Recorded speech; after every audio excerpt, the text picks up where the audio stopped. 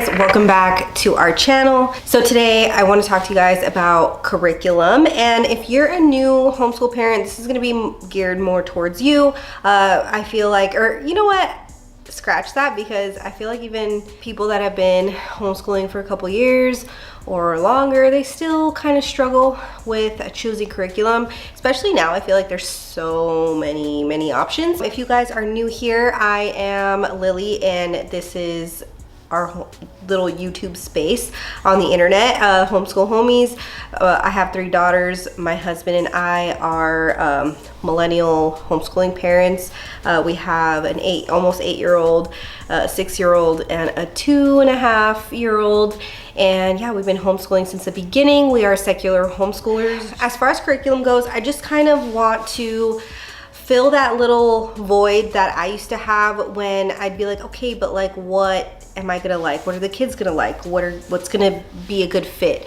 So honestly, when I first started researching curriculum in the beginning, when I was brand new, I felt like there weren't many options. So I'm gonna look at it from a lens of like, if I was a new homeschooling parent now and all the options I have now, what would I do? Because I have changed curriculums and stuff, so I have been doing this little process of trying to choose something the past couple of years as well. So first of all, price. Take price into consideration, because it's a big price like range from $50 to $300. So yeah, and that's and also know the types of curriculum. So there are curriculums that have everything included for you.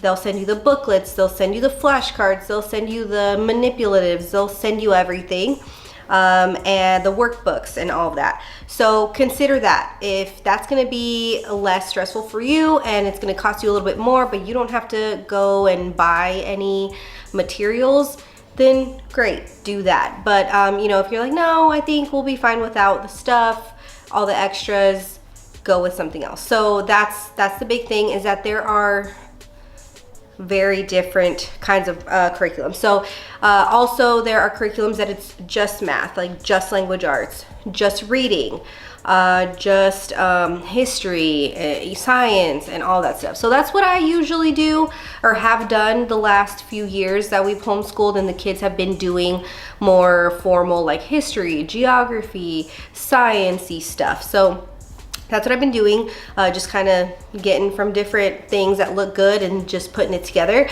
especially whatever their interest is in the moment, and then I kind of just go from there.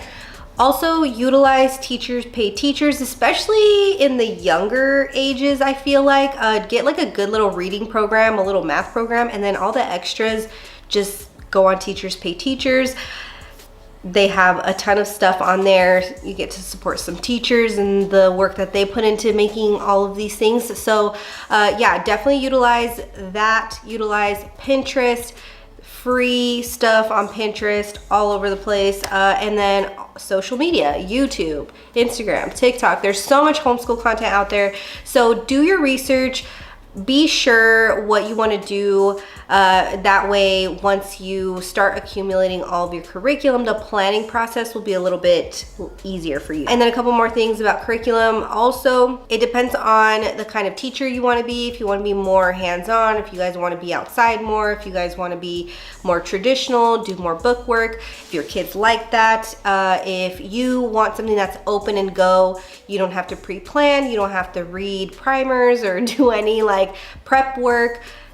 Look into those things. What is going to be your approach to homeschooling? You know, for me, I feel like maybe it's my background in teaching, but even if something is a certain way and I buy something very structured and just to the point, even when I used to do The Good and the Beautiful forever ago, they got me with the illustrations and how cute everything looks, because honestly, that's just my weakness.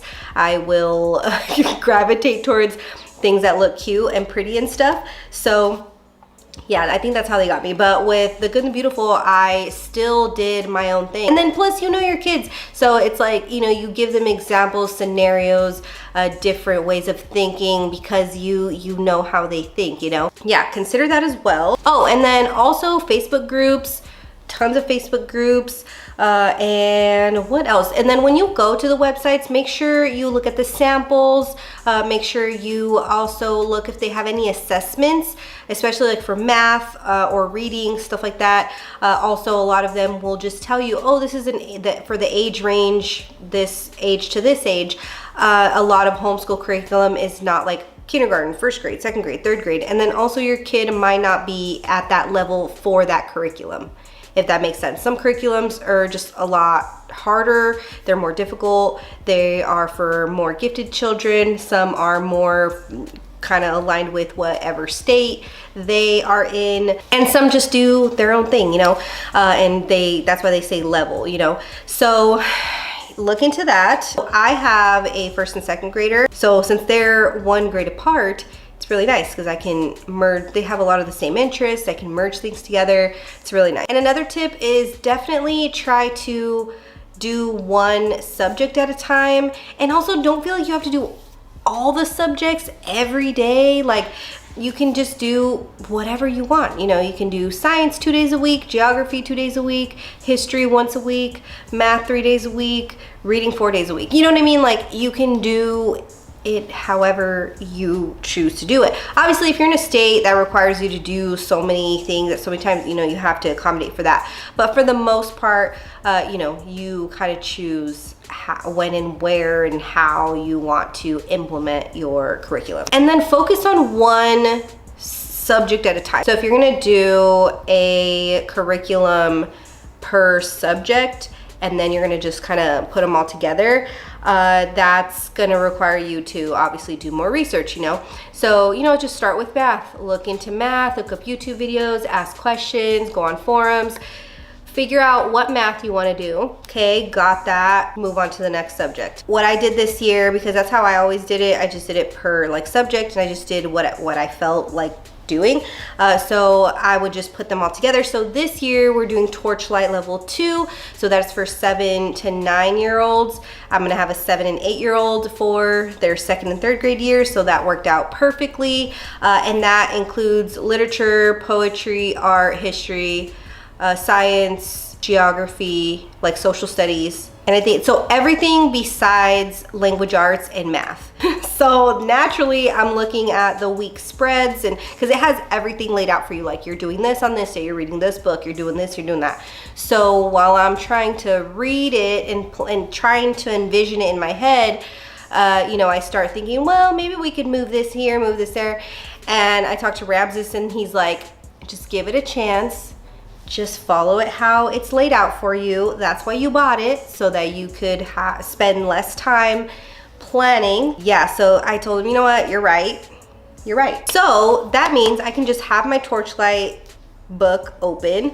I can do all the planning, have everything there, ready to go. I write it into my own planner because we only school 4 days a week. So that's the only modification that I had to make, that I have to roll over a day every week, because we only school 4 days and it's structured for 5 days a week, which fine, that's cool. And my husband told me too, he's like, well, why don't you just like cross it off? It's already printed there.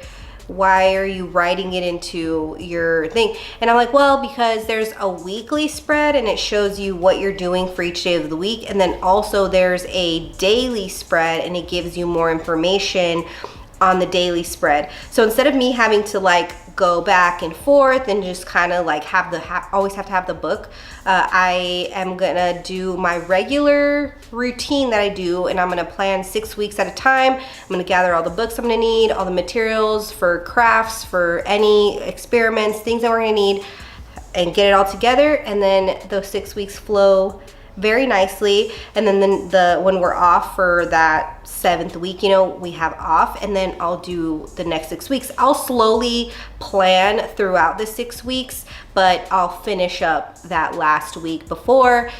Again, gather everything I'm gonna need, put it where I want to put it, and you know, be ready to go. So I'm gonna do that, and I'm gonna give it a chance. I'm gonna just do how it wants me to do. We might be schooling longer, we might be schooling less, I don't know. So we'll see. You just kind of have to choose your hard, you know. Do you want to put more effort into it? Do you want something that's open and go, but then also are you gonna feel obligated to get those things done every single day. So, you know, and again, a lot of people start curriculums and then they don't like them and then they find something else. So definitely take your time, and if it ends up not working out, you know, it's okay. You can sell it, you can push through it, get something else, whatever feels right for you. So yeah, hopefully you guys got something out of this video. Thank you so much for watching. So before I go, I just want to remind you guys to subscribe, like our videos. It really helps our channel. Also, you can see us on our other social media platforms. I have everything linked down below. We are Homeschool Homies on Instagram and on TikTok. Thank you guys so much for watching, and I will see you guys next time. Bye.